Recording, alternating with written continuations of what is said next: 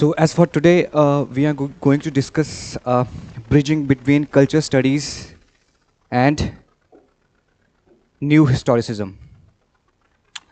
It is another field, new historicism, that is related to somewhere that is related to this particular field, culture studies, or there are some similarities we could say we can find in these two particular fields. So let's talk about it. So as we know that what the term culture denote, we discussed it earlier that culture is a shared set of beliefs,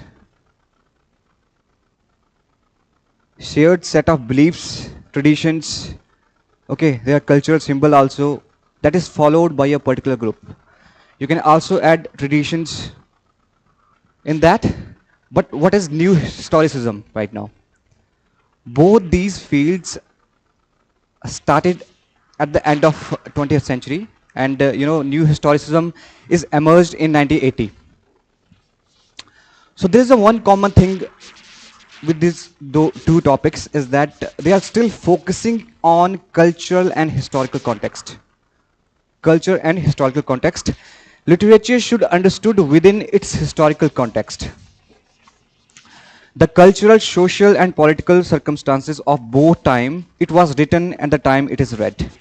Okay, if we talk about Stephen Greenblatt was the first person who just propounded this term, the historicism, and most of his work just focused on one thing.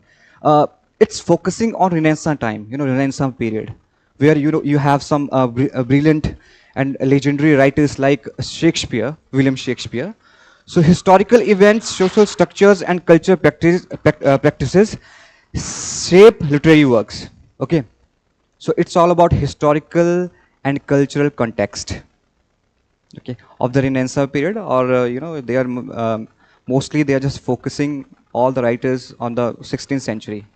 The culture and historical context of the period of 16th century. So here is we can see that there is a rejection of the author. So what is the connection between new historicism and cultural studies?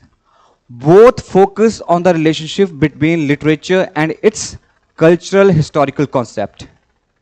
Instead of looking for objective truth, both approaches seek to understand how a culture circulates meaning and truth within its time period. Okay, so here we can also find there are some traces of Michel Foucault discourse, Power and Knowledge.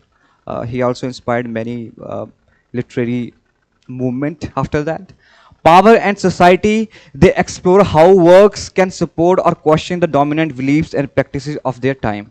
Okay, so if we take the example of 16th century, to how William Shakespeare, just add various things about that particular century or about that particular age in his numerous books or in his numerous plays. Okay, so first of all, we will talk about who propounded or who originated the culture studies. So it is Stephen Greenblatt. Stephen Greenblatt is often considered as the harbinger of this theory, new historicism. His 1982 introduction to the power of forms in the English Renaissance, he introduced the term new historicism. So here, this is the main work where he just introduced that term, the power of forms in the English Renaissance, distinguishing it from previous methods by emphasizing the interplay between literature and historical context. Okay, in literary theory, we are going to learn many things after that, where there are some theories that still focusing on the text. For instance, if you talk about new criticism, they are still focusing on that autonomous text. Okay, but here they are focusing on one thing, cultural and historical context of a particular text. Okay,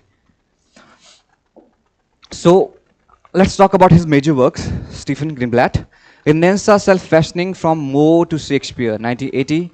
Shakespearean Negotiations, the Circulation of Social Energy in Renaissance England, that was published in 1988. Will in the World, How Shakespeare Became Shakespeare, 2004. The Sphere, How the World Became Modern. Okay, 2011. Tyrant Shakespeare on Politics, 2018. Okay, so these are some his major books. Okay, so here we are going to talk about his major concepts or his major postulate that was given in New Historicism. So what is cultural poetics actually? This notion emphasizes that texts like books, plays, and poems are not isolated creation, but are deeply influenced by and intertwined with the cultural and historical context in which they are produced. You know, before that, if you talk about structuralism and post-structuralism, especially if you talk about structuralism, you know, they are still focusing on that particular thing, that language has something in it. Okay, but in post-structuralism, we could say that they are totally rejecting the author.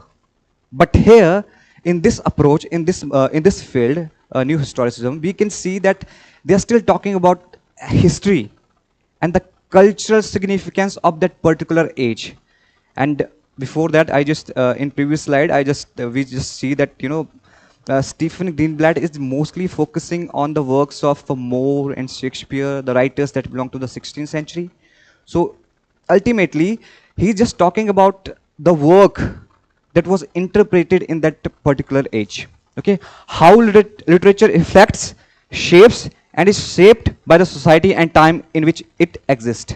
Okay, so for instance, after this discussion, we will find some traces of Shakespeare work, that he also add many numerous things of the 16th century in his plays, where he talking about his cultural background, how society was there at the time, and how they believe, their belief system, all the stuff. Okay, so this is cultural poetics.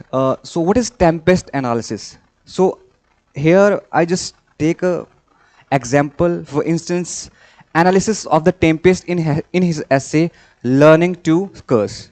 Okay, there is an essay written by Stephen Greenblatt, and the name of this essay is Learning to Curse. Okay, so here he just do a critical analysis of that particular play that is written by William Shakespeare, and the name of that play is The Tempest. The Tempest. The Greenblatt explores how the play reflects the dynamics of European imperialism during the Renaissance. As we know that imperialism belonged to that thing where, for instance, if you take the example of British Empire, they're just expanding their boundaries, or they are just expanding their territories. Okay. So he argues that Shakespeare's portrayal of Prospero, the play's protagonist, mirrors the colonial attitudes of the time, showcasing the relationship between the colonizer and the colonized. You know, here, as I mentioned, that there is a person or there is a slave named as Caliban. Okay, that is under that person Prospero. Okay, and that concept is similar to the concept of colonizer and the colonized.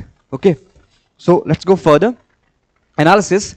This notion highlights how the Tempest not only represents the cultural and political climate of Shakespeare's era, but also influences contemporary understandings of colonialism. Okay, Prospero attempts to civilize Caliban by teaching him his language.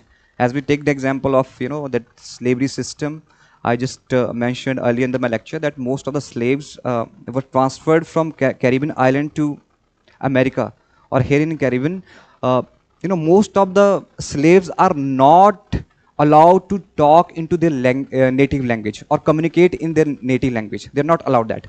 But someone who talks or talked or communicate in their particular native language, they just got that punishment, or they just received that death sentence or hanged. Okay, so here Prospero is teaching something. It teaching something. What? Caliban, his language, reflecting the colonial practice of imposing the colonizers' culture and language on indigenous populations. Okay, so there is a work by Edmund Spencer, Shakespearean contemporary. He just focusing on the one thing, that how one should impose his style and his methods, okay, or how someone could defeat another person.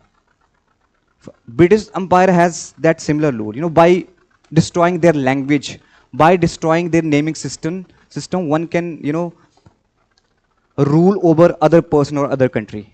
Okay. So referring to him as a thing of darkness. So this is a special quote from his work Tempest, written by William Shakespeare, where he defined Caliban as a thing of darkness, mirroring the colonial mindset that deemed native populations as lesser. Okay.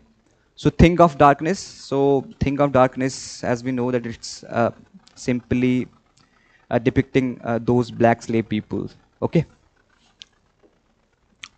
So what is the analysis after that?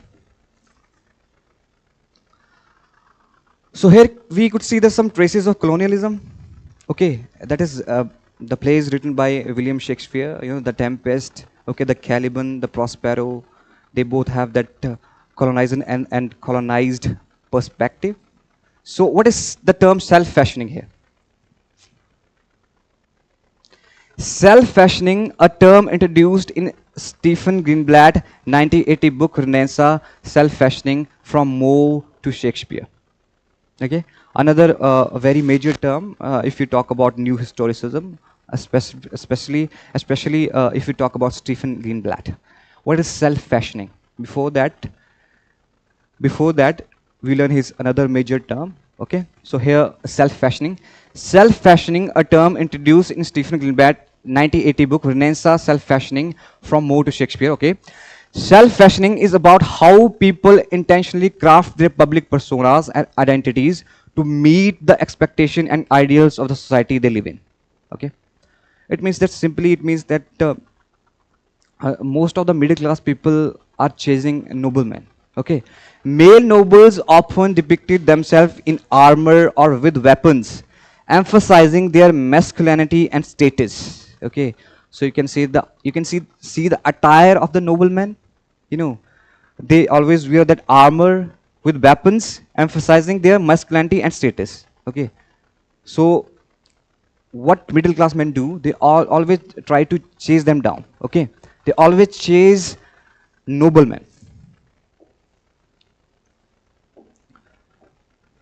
So self-fashioning means the upper class maintain their status by adhering to traditional norms and showcasing their power. Okay, the middle class actively shaped their identities to emulate. It means they are just trying to copy all of their attire, their beliefs, how they live, that nobility and achieve high social recognition. If it means that it simply means that if you want to achieve high social recognition, then you have to emulate or copy or imitate the noblemen or the upper class people. So that's for all. That's for new historicism and culture study. Thank you very much.